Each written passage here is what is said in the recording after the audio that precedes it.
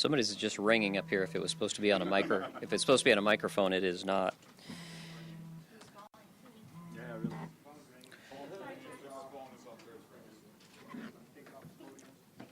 Good morning. Thank you for joining us this morning, and we apologize for the delay. We stand here this morning in solidarity as we have reached a milestone in a significant case that has a direct impact on the safety of our community.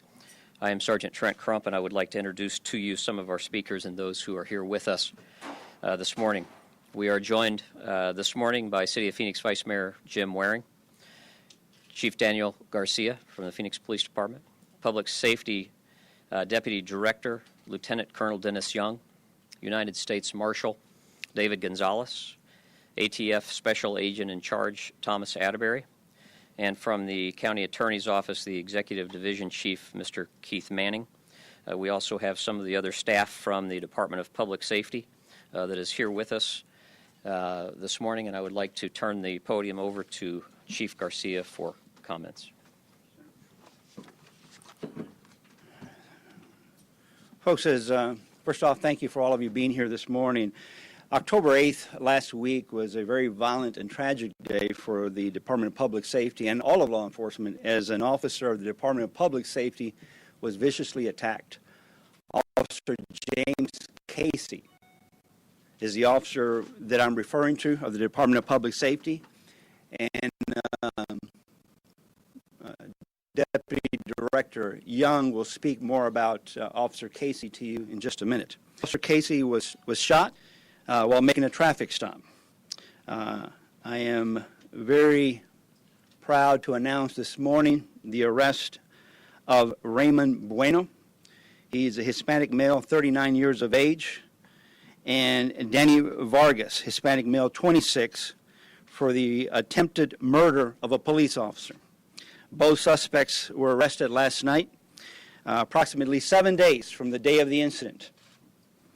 I'd like to recognize the law enforcement partners who joined with us in this intensive 24-hour, 7-day-a-week manhunt for these suspects. I want to thank and recognize the Department of Public Safety. I want to thank and recognize the Alcohol, Tobacco, and Firearms, Tom Atterbury specifically, U.S. Marshals for their work, U.S. Marshal David Gonzales, MCSO for their help, the Scottsdale Police Department for their help, the Department of Public Safety Crime Lab for their help, and also the County Attorney's Office, Bill Montgomery's folks, for their future in this case and their assistance in this case as well. I also want to thank the Phoenix Police Department, specifically our homicide section, our gang unit, our Major Offenders Bureau, our special SAU team, which is our SWAT team, our NET teams, our patrol officers, and our Intel Active Center and our forensic lab. Folks, what I'm telling you that is we had a unified command in relation to bringing these suspects into custody. I want to tell you how we got here. It was a relentless 24/7 investigative hunt for these suspects. That was the first thing that was different about this. This wasn't a first 48 hours type of arrest. In fact, it took us 7 days. But it was relentless follow-up that was the key to bringing these suspects to justice, to making this arrest. It was a huge law enforcement commitment by all of the people you see behind me, and a number of law enforcement officers of the Phoenix Police Department and officers out there who do this job every single day. There was things that made this investigation successful: forensic follow-up, analytic follow-up, from a perspective of the criminal association, the web, if you will, of people that were associating with this suspect, that we were able to put constant pressure on. There was also the fact, again, once again, the strong commitment of law enforcement. Folks, why such a strong effort on this issue? And folks, I will tell you why. Our basic strategy was a constant police pressure on these suspects until we brought them into custody. It was a 24/7, again, a 24/7 investigative manhunt to bring these suspects into custody, a unified structure. We could lean on ATF. We could lean on the U.S. Marshals. We could lean on our brothers in the Department of Public Safety. The fact is, we knew they would make a mistake. And once they made a mistake, we were going to be able to make that arrest. Again, this went beyond the 48 hours investigation and manhunt. This went into 7 days, relentless follow-up. We never stopped. We never stopped because we knew they were going to make a mistake that was going to give us an opportunity to make this arrest. One of the things that I want to bring to your attention in relation to these individuals is their association with gangs, guns, and drugs. And these are three of the elements that for law enforcement, not only for the Phoenix Police Department, but for every agency up here, it is the focus of, it seems that the strategies behind our law enforcement strategies as we constantly move forward in relation to suspects out there committing criminal offenses. But specifically in this one, they targeted one of us. They targeted one of us. So the relentless follow-up from law enforcement was going to be there. Folks, we use that to our advantage because the fact is once our law enforcement are locked into a passion of policing, and in this case, policing with the goal in mind to bring to justice these two individuals who had shot a fellow law enforcement officer, one of us. It was our commitment to bring him into custody. And I am so proud of the men and women of law enforcement who were able to do that for us and bring closure to this issue.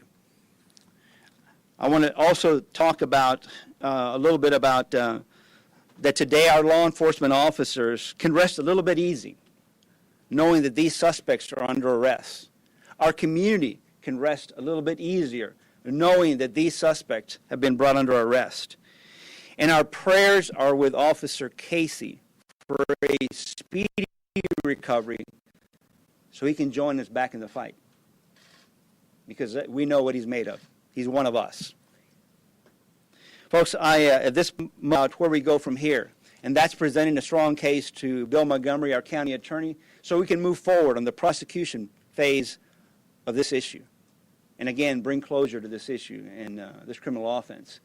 I'm very proud of the men and women of law enforcement who are with us today, who, again, a relentless follow-up and a commitment and a passion, if you will, to bringing these two subjects to justice. And I'm proud to stand amongst them. I'm going to ask Deputy Director Lieutenant Colonel Dennis Young to come up and talk about Officer James Casey. Thank you, Chief.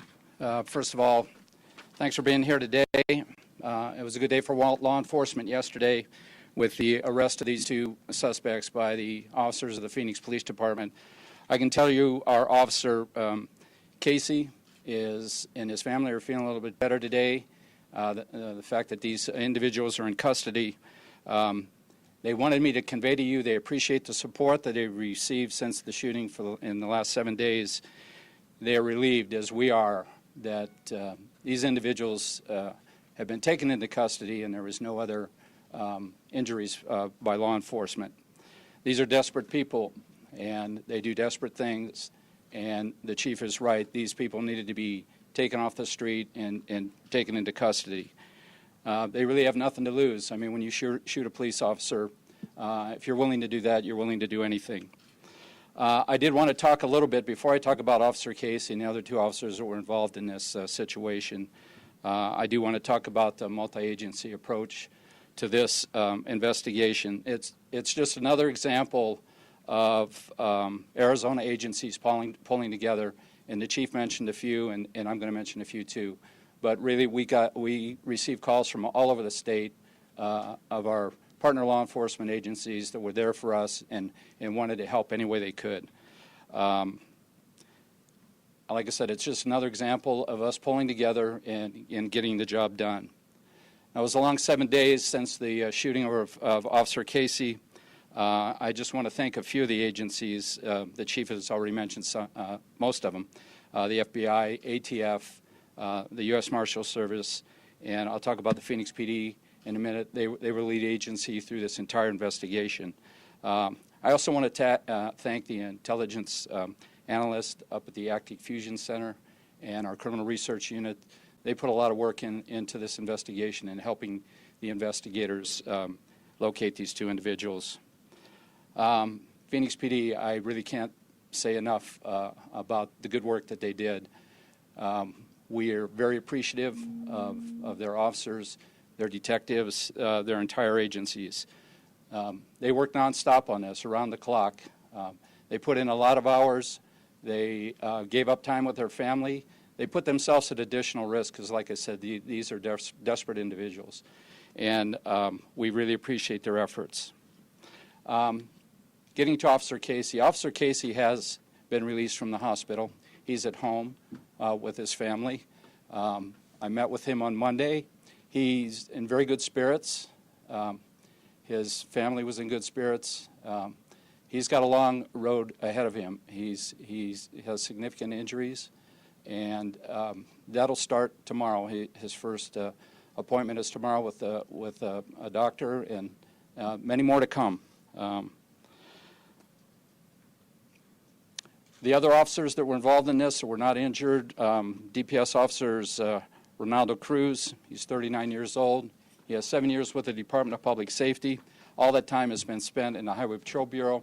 He is formerly a U.S. Marine, platoon sergeant.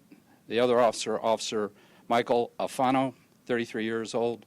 He's a 6-year veteran of the Department of Public Safety and spent all his time in the Highway Patrol Bureau. Officer Casey, of course, we've released information on him. He's 44 years old. He's a 6-year veteran of the Department of Public Safety. Prior to coming to us, he worked 10 years at a municipal police department back in Massachusetts. Again, I just want to thank Chief Garcia and the entire Phoenix Police Department. They really did step up on this shooting and this investigation, put a lot of hours into it. Their work's not over yet. Really the hard work is starting, and that's putting this investigation together for prosecution. And I know their detectives and officers have a lot of work ahead of them. So again, thank you for being here today. Again, thank you, Chief. And next up will be U.S. Marshal Dave Gonzales. Thank you, Dennis. Good morning, everybody. You know, they say that crime expands because of our willingness to accept crime. Well, this was not one crime we were not going to accept. You know, we hear about these dangerous fugitive predators that are on our streets every day. But somebody that would take a shot at a police officer, God forbid, what would he do to the rest of the public? Now, what happened with this case is not unusual. All of us on a daily basis make these type of arrests with all other types of cases, not just a police officer. This is a high-profile case. There's no question about that.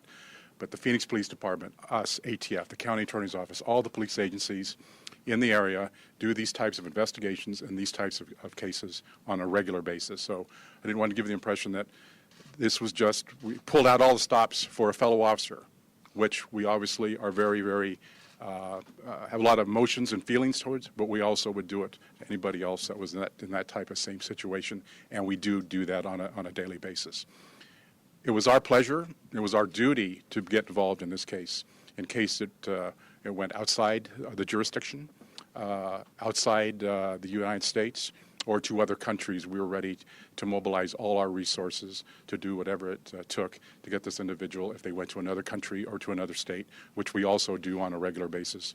We pull murderers and rapists and kidnappers out of Mexico and Central America and Europe all the time, and we were willing to do it in this case also. As we move forward here today, let's all of us keep in mind that there are a lot of other predators like Bueno out there. We have people that are milking the system, and we are tracking those individuals. We are working those individuals on a daily basis, and it is, I think, our duty, all of our duties, the public, the media, the courts, to find these predators, to get these predators out of the streets, because it is people like Bueno that should never see the light of day again. Thank you. I'd like to introduce Special Agent in Charge Atterbury from ATF. Don? Thank you, Marshal Gonzales, Chief Garcia, Commander Young. The manhunt is over. Valley residents can breathe a little easier today knowing that Ramon, Bueno and Danny Vargas are off the streets and behind bars. Vargas and Bueno have been the subject of a week-long manhunt by the agencies represented here today in connection with the shooting of the DPS officer, who on behalf of the entire Arizona law enforcement community, we wish a fast recovery for his injuries. He and his family are in our thoughts and prayers daily as law enforcement officers and as a community as we pull together on this. From day one, ATF, the U.S. Marshals, the Phoenix Police Department, and the Department of Public Safety integrated unique resources in support of the Phoenix Police Department in their lead on this manhunt for these two individuals. This was a 24/7 manhunt, as Chief Garcia indicated, to keep the pressure on these individuals. All of the efforts were calculated to drive them underground until they came up for air and they were arrested. We will continue to support Phoenix Police Department detectives and prosecutors as this case progresses through the criminal courts. Thank you very much.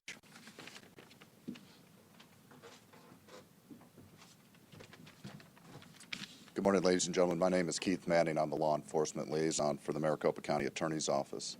County Attorney Bill Montgomery has prepared the following brief statement.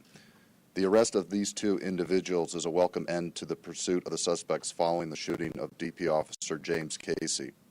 The shooting is a grim reminder of the dangers presented as men and women in law enforcement strive to accomplish the shared mission of public safety. Thanks to the outstanding work of the Phoenix Police Department, the U.S. Marshal's Office, ATF, the Sheriff's Office, and the Scottsdale Police Department, we can now move on to the next step of holding all the suspects accountable for their conduct.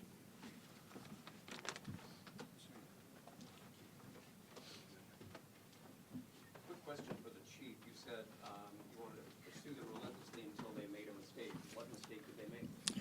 Folks, I'm not going to get into some of the specifics that allowed us to make that arrest, but I can tell you there was a lot of technology involved here. There was forensic evidence involved here. There was a community input.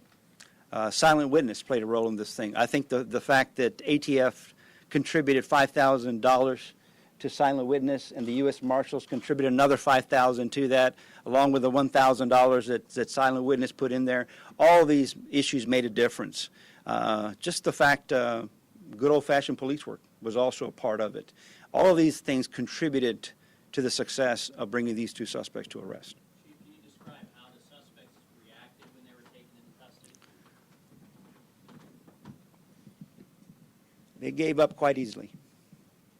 You mentioned before that they are maybe some involvement with gangs. Can you mention what gang they were? No, we don't. We have a policy that we don't advertise gang member activity by naming the gangs, but I can tell you that they are part of a gang member. They are identified gang members? Absolutely. Can you tell us that it had been believed by your agency that Vargas had been shot in the stomach? Was that in fact the case? I believe it actually was shot in the back. So He was did cut. have a wound when Yes, he did have a wound. What can you tell us about them being investigative leads in another Phoenix homicide that you guys were looking at? Actually, we do believe that Mr. Bueno was involved in a homicide that occurred earlier, and there was a court order to detain on that issue. I don't believe that that our DPS brothers, when they made that traffic stop, were aware of who they had at the time, but certainly I believe that that played a role in Bueno's actions at that scene. When you talked about one of your own was targeted, that can be taken a lot of different ways. It's personal for me. It's a law enforcement issue, folks, and I don't think we need to define it to the point of saying that law enforcement is any different from any of our citizens. The fact is that I think it was very well put to hear that when an individual targets a police officer, the fact is they're willing to target anybody. My Anybody. point being that it wasn't specifically targeted at today we're going to go out and kill a cop. This was a circumstantial shooting. I wouldn't classify it that way. The fact is, when somebody makes a decision to shoot a police officer, we're all in full uniform. They know who they're addressing. Just to clarify, was it specifically Casey or an officer in general? I can't answer that question. I know the fact that Officer Casey was shot. Chief, does this have to do with Garcia's murder over on 36th Street? Why don't we do this? I'll take questions that are related to the case. If you don't have anything in general for these guys, I have some case-specific information that I can share with you. If we release these guys to leave, then we can talk about some of that. Thank you. Thank you all again. Thanks, sir. Thanks, sir.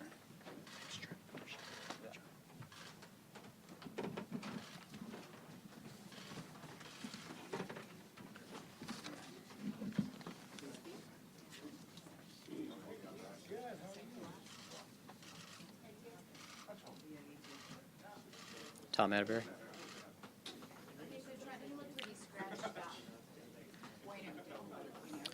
Yeah, he indicated to us when he was in custody that while he was out on the run, he had been jumped by somebody. He had indicated that he thought he may have had a dislocated shoulder, which wasn't the case, that he was actually in a fight earlier this week. The suspect surrendered in this case without incident. The original suspect was shot in the back. He is still in treatment for that now. He has not been booked into jail. The original traffic stop, why he was stopped, and kind of what took place? I mean, was this an immediate gunfire? Was there anything exchange of any orders between the suspects and Yes, there was. The traffic stop had progressed. The traffic stop had ultimately culminated with the DPS officer obtaining identification from 3 of the occupants in the car and was attempting to identify the 2 male occupants in the car.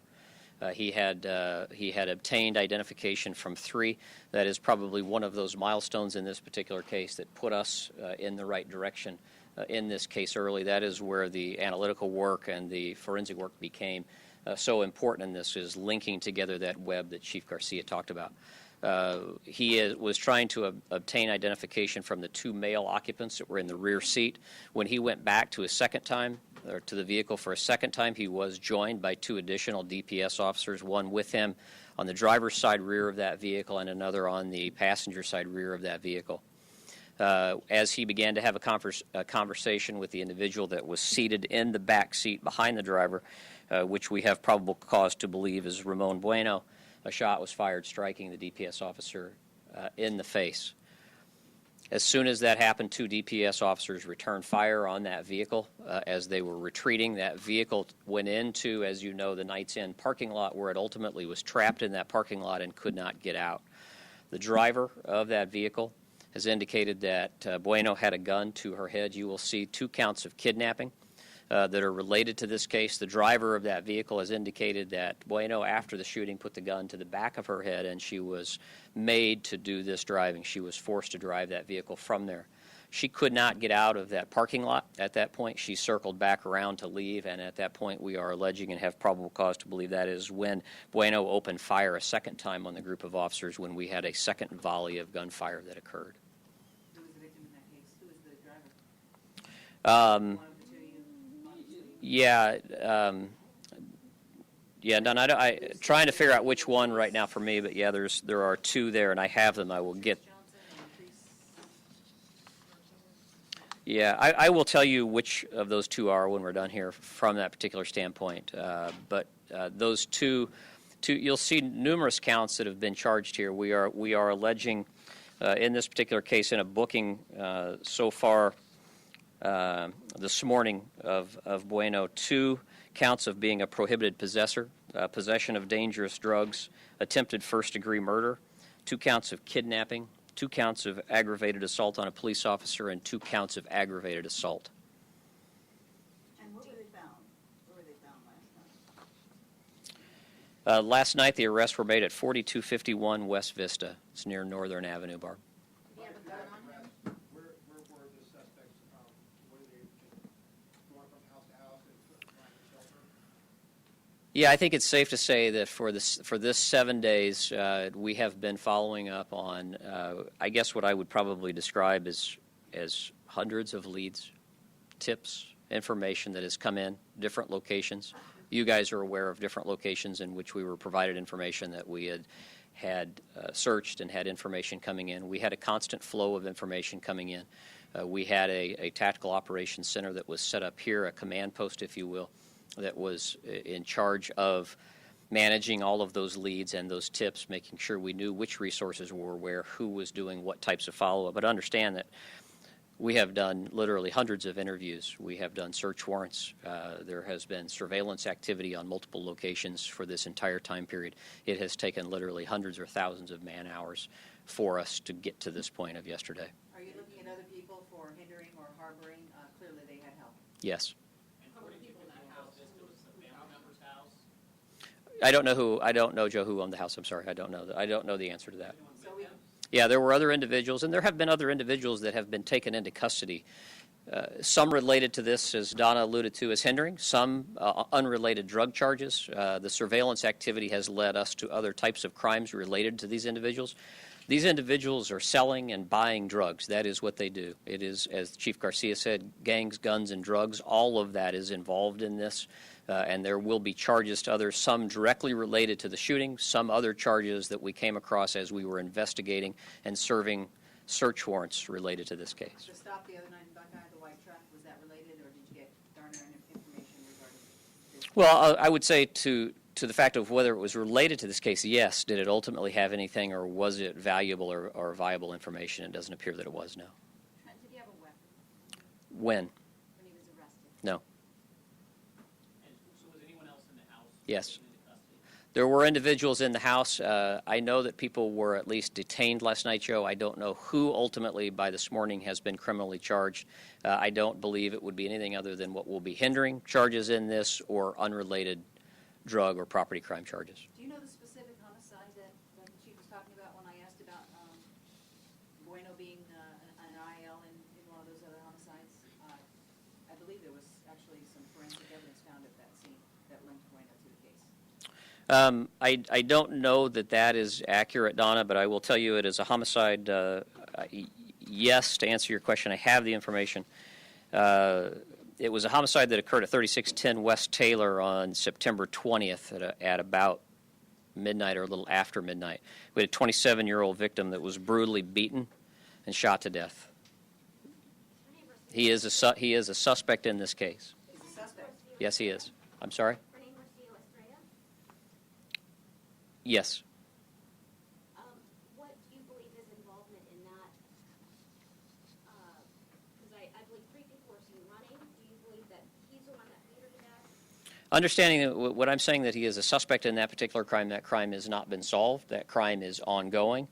We had a court order for him at that time that was outstanding to obtain biological evidence from him.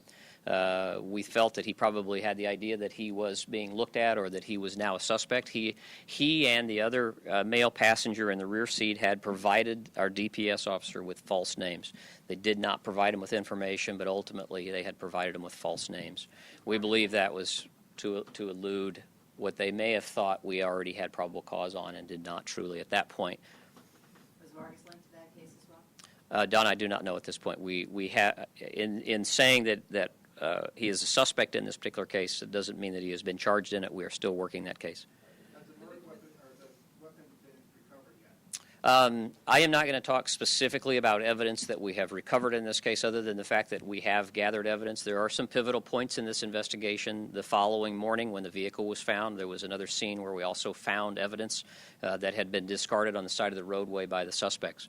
All of those things have been key points that have directed us to the individuals that were in that car on those early morning hours. And so all of that evidence between the Phoenix Police Department's property or crime lab, the Department of Public Safety's crime lab, we are analyzing all of that to determine its value in this case. The U.S. Marshal described him as a predator, Bueno, specifically as a predator. Can you describe what else you know about him? Joe, I don't have his criminal history in front of me at this point.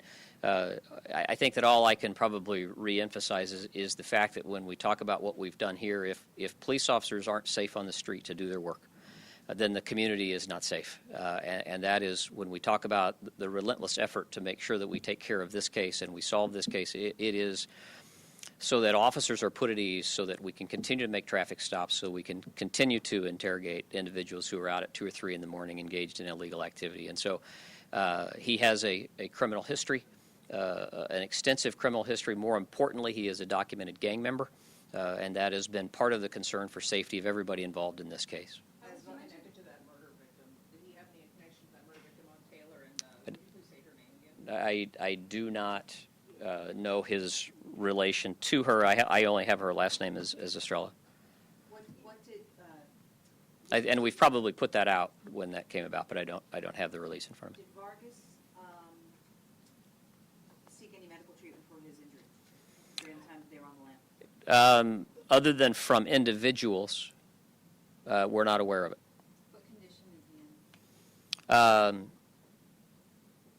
He was walking, talking, appeared okay to us, but we have to get a medical release because of the injury, and so the condition I'm not.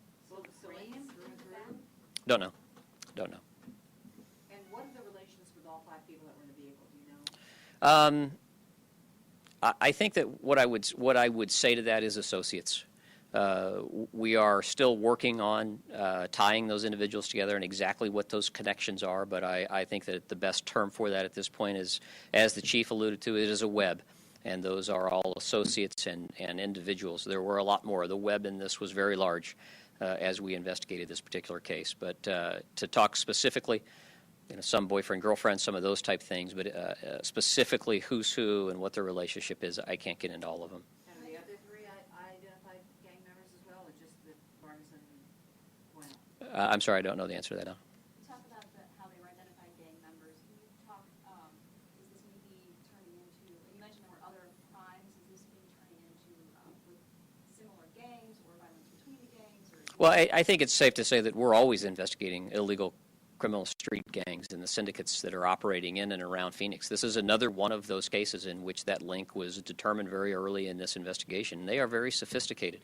When we talk about subject matter experts in this case, there is pivotal information that is hardworking case agents and detectives. These guys specifically, and those who were hiding them, were going to elaborate efforts and schemes to stay out of our custody. And some of that information was developed and broken by subject matter experts that are very good at what they do.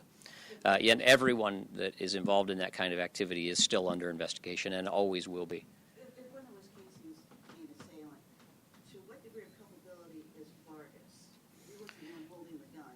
How is he? Sure, and I will tell you that because of medical treatment for him, I'm not sure, Barb, at this point, that we have had an interview with him, and I cannot tell you what charges he will be booked on at this point, but we should have those later today. And when I have that, I will pass it on to you. Earlier, we're trying to figure out, is Vargas and Bueno both in 4th Avenue jail now in custody? No. Bueno is in custody at 4th Avenue jail. Vargas is, at last check from me, was still at the hospital. So Bueno was limping significantly, had scratches on his head, made the comments to us on camera that they tried to kill me. Do you know what that was about? Don, I really would be speculating. I know that from the injury that he was alleging here last night with us is that he had indicated to us that he was jumped while he was out hiding. Who that was by or what that injury caused, I do not know. I will tell you that his arrest for us went without incident. Did he have guns pointed at him when he surrendered? Yes. But you can see from how we took him into custody that we have a very professional group of law enforcement officers who were dealing with these guys last night. You described the original traffic stop, but what was the original reason for stopping the car? Do you know? I don't know specifically everything. I know that there was talk about tinted windows. I don't know if there's suspicious activity and those other things. I don't know the specifics on that. I think that was released earlier. So.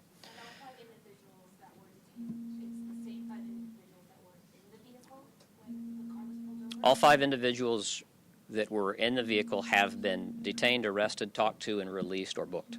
So all 5 are accounted for, and we are still in an ongoing capacity on this. There may be additional charges. Can you shed any light on, what his injuries were in terms of shot in the back, like bullets still in him, grazed?